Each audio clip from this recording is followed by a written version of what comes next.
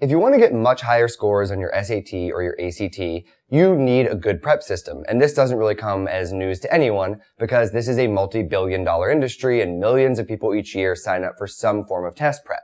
The problem is that when it comes to this process, you can go really right and you can go really wrong. So no matter what you choose for your test prep, there are two things more than anything else that you need to look for. And of course, this might seem a little bit self-serving because I'm a tutor and I sell my own program, but no matter whether you work with me or someone else or choose another program, you need to look for just two things that are extremely universal. The first, no matter what, is results.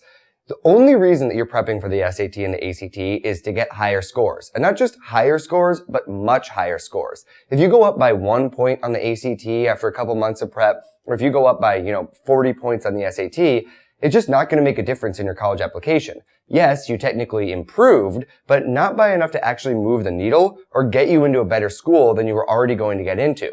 So you need hundreds of points on the SAT. You need 4 or 5 points on the ACT if you really want to budge your application into the next college tier.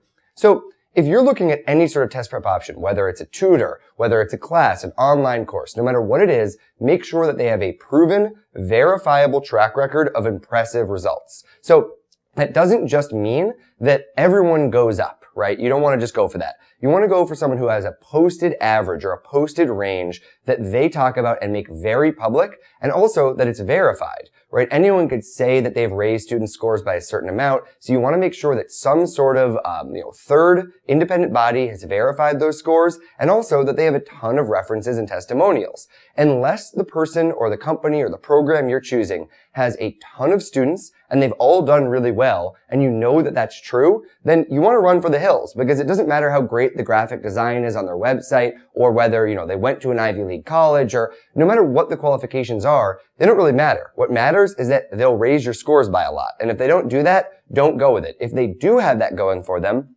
then you should definitely consider it, because that's the most important thing. The only other thing that I'd really recommend, there are a lot of factors, but this is the really, really essential one, is flexibility.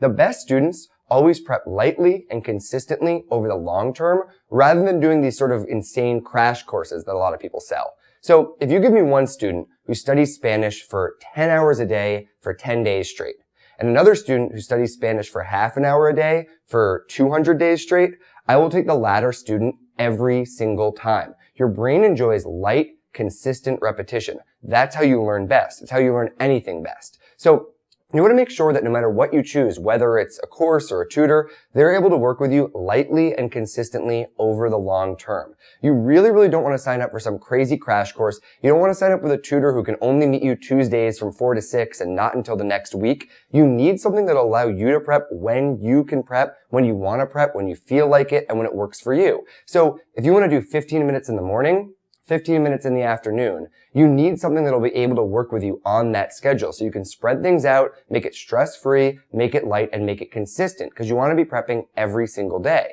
Let's say you go on spring break and you're traveling for 10 days. Well, obviously a tutor can't come with you. You can't go to a class. But does the program you're working with allow you to maybe sign on for 15 minutes before you go to the beach, another 15 minutes later in the evening before you go out with your friends?